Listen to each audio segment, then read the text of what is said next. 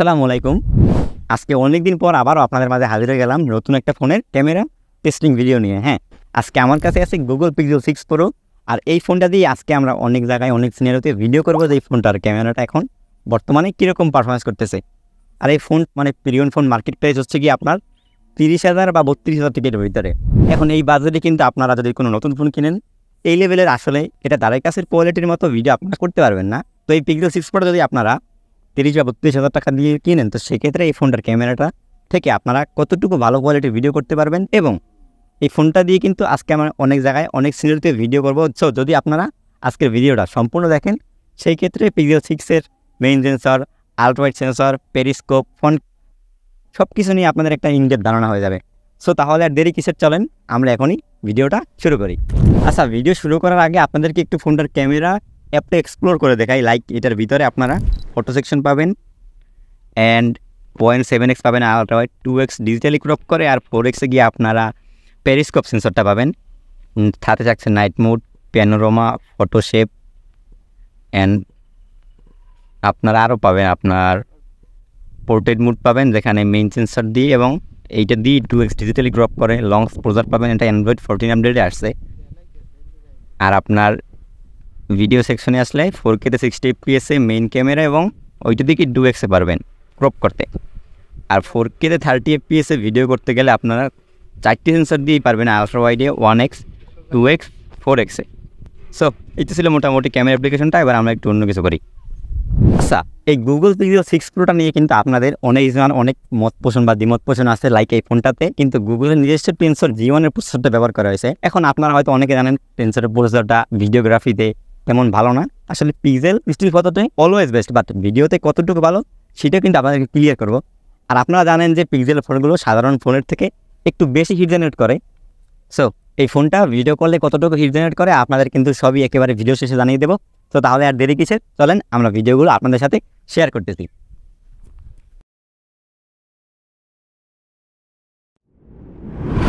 আসসালামু আলাইকুম। এই মুহূর্তে আমরা ভিডিও করতেছি Google Pixel 6 Proর 50 মেগাপিক্সেলের মেইন সেন্সর দিয়ে 4K-তে 30 fps। ভিডিও কোয়ালিটি কেমন হচ্ছে আপনারা কিন্তু মোটামুটি দেখে একটা আন্দাজ করে নিতে পারতেছেন। আর এইটার সেন্সরটা কিন্তু লাস্ট ইয়ারের Pixel 5 থেকে অনেক বেশি আপগ্রেডেবল, যার জন্য ভিডিওতে কিন্তু আপনারা অটোমেটিক্যালি ব্লার দেখতে পাচ্ছেন ব্যাকগ্রাউন্ডে। লাইক এইটা আপনার আইফোনে কিন্তু সিনেম্যাটিক মোডে ভিডিও করলে এরকম ব্লার আসে, অ্যান্ড স্যামসাংয়ে পোর্ট্রেট মোডে ভিডিও করলে এরকম ব্লার পাওয়া যায়।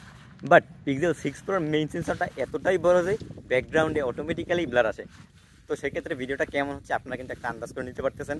আর যদি ক্লোজ রেঞ্জের কিছু শট দেখাই, লাইক এটার অটো ফোকাসিংটা কতটুকু ভালো সেটা যদি আপনারা একটু দেখাই, তো এটা কিন্তু যথেষ্টই বড় সড়ো লেন্স, যার জন্য ফোকাসিংয়ে আসলে কোনো সমস্যা হচ্ছে না। বেশ আমাকে দেখাই, এটার ফোকাসিং লেভেলটা কিন্তু বেশ দারুণ। তো এই যে ছিল এইখানে মোটামুটি আপনাদের মেইন ক্যামেরার ভিডিও স্যাম্পল। আমি এবার অন্য জায়গার কিছু ভিডিও স্যাম্পল দেখাই দিচ্ছি। আর এখন সময় হইতেছে গিয়া আপনার 3:30টার মতো, বাট এই টাইমে কিন্তু ভিডিও করার জন্য একটা বেশ ভালোই সময়। তো আপনারা অন্য অন্য ভিডিওগুলো দেখতে থাকুন। আর এটি শুধুমাত্র ফোনটার মেইন ক্যামেরাটাই যে ভালো তা না, এটার 12 মেগাপিক্সেলের আলট্রাওয়াইড লেন্সটাও কিন্তু যথেষ্ট পরিমাণেই ভালো। লাইক আপনার মেইন সেন্সরের মতো এইটা দিয়ে ভিডিও কোয়ালিটি পাবেন, বাট সেন্সর সাইজটা ছোটো হওয়ার থ্রুতে ডিটেলসটা একটু কম পাবেন। বাট আপনারা যদি একেবারে ডিরেক্ট সানলাইটে ভিডিও করেন এই ফোনটার আলট্রাওয়াইড সেন্সর দিয়ে, সেক্ষেত্রে কিন্তু কোনো রকম কোনো ঘাটতি মনে হবে না আপনার কাছে। লাইক এটার মেইন ক্যামেরাটা যেরকম পারফরমেন্স করতেছে সিমিলার পারফরমেন্স করবে এটার আলট্রাওয়াইড লেন্সটা। বাট যখন আলট্রাওয়াইড লেন্সটা দিয়ে আপনারা লো লাইটে ভিডিও করবেন তখন কিছুটা ঘাটতি পাওয়া যায়। বাট এছাড়া আলট্রাওয়াইড লেন্সটা কিন্তু যথেষ্টই ভালো। সাধারণত এরকম আলট্রাওয়াইড লেন্স কিন্তু আপনারা কোনো নতুন 30-32 হাজার টাকার ফোনে পাবেন না। তো সেক্ষেত্রে কিন্তু এটা আলট্রাওয়াইড লেন্সটা যথেষ্টই ভালো একটা ভিডিও আপনাদেরকে প্রোভাইড করবে। আর আমরা ভিডিও করতেছি 4K-তে 30 fps। এটার আলট্রাওয়াইড লেন্সও আপনারা কিন্তু 4K-তে 30 fps ভিডিও করতে পারবেন। তবে এই বাজারের নতুন কোনো ফোনে কিন্তু আপনারা এই সুবিধাটা পাচ্ছেন না। তো আলট্রাওয়াইডের ভিডিওটা কেমন সেটা দেখেও কিন্তু আপনারা একটা আইডিয়া করতে পারলেন।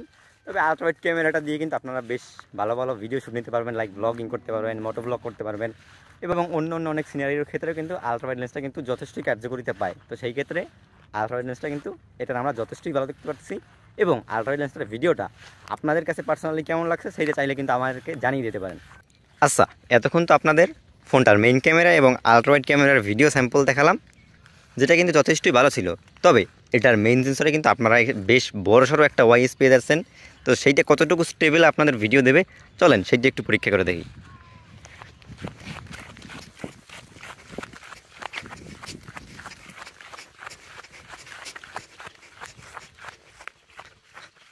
সো এইটা ছিল ফোনটার মেইন ক্যামেরার স্টেবিলাইজেশন কোয়ালিটি। এখন যদি আমরা একটু আলট্রা ওয়াইড লেন্সে শিফট করি, হ্যাঁ এই যে আলট্রা ওয়াইড লেন্সে যথেষ্ট স্টেবল। চলেন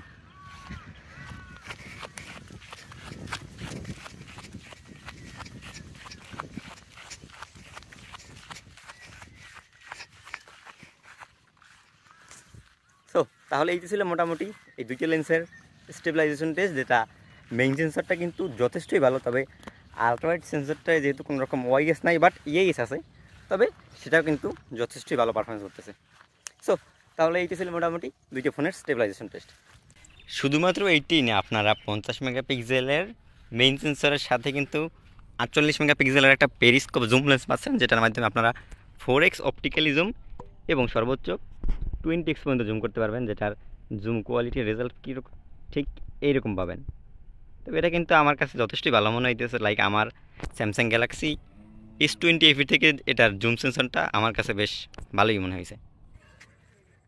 ওয়েল, এই মুহূর্তে ভিডিও করতেছি Google pixel 6 Pro front camera দিয়ে 4K 30 FPS এ। আর 4K 30 FPS এটা সর্বোচ্চ অপশন, মানে এখানে আপনারা 4K 60 FPS সাপোর্ট পাচ্ছেন না।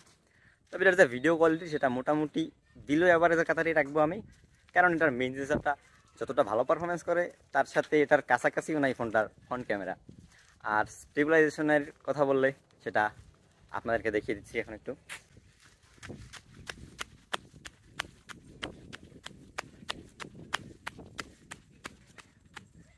সো এইটি ছিল মোটামুটি গুগল পিক্সেল 6 Pro ফ্রন্ট ক্যামেরার স্যাম্পল, যেটা আপনাদেরকে দেখিয়ে দেখলাম। এখন আপনাদের কাছে কীরকম মনে হয়েছে সেটা কিন্তু চাইলে আমাদেরকে জানিয়ে দিতে পারবেন। তবে ফ্রন্ট ক্যামেরাটা আমার কাছে আসলে তেমন একটা ভালো মনে হয় নাই।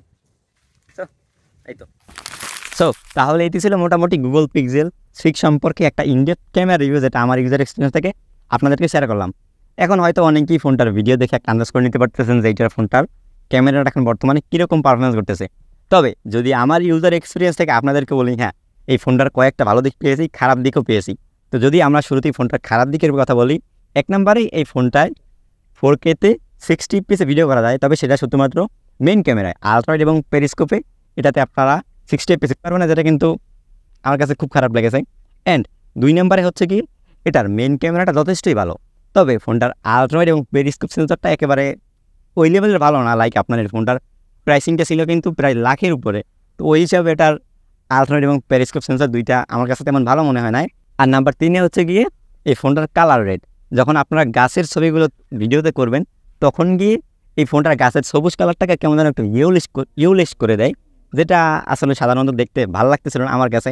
অ্যান্ড 4 নম্বরে হচ্ছে কি, যখন আপনারা 40-50 মিনিট বা 1 ঘন্টা ভিডিও করবেন তখন গিয়ে ফোনটা হিট জেনারেট করে, এবং হিট জেনারেট করার সাথে সাথে যখন 4K ভিডিও করবেন সেই সময় কিছুটা FPS ড্রপ করে, যে কিন্তু যথেষ্ট বড়সড় একটা সমস্যা মনে হয়েছে আমার কাছে।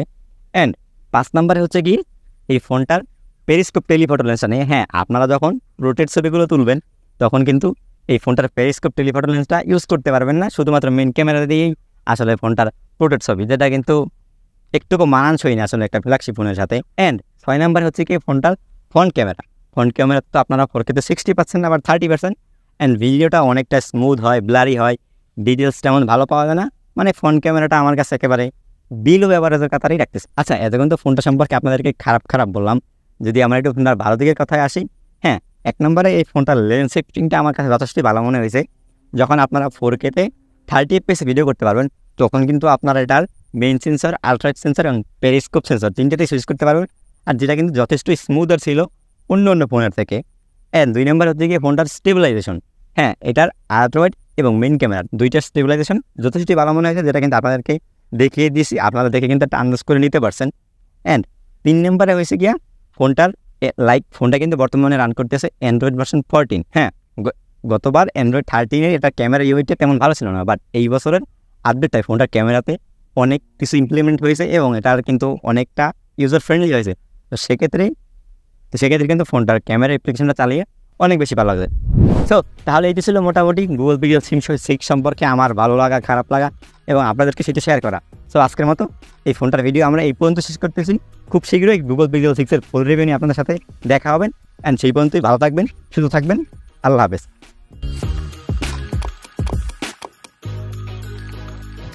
Thanks!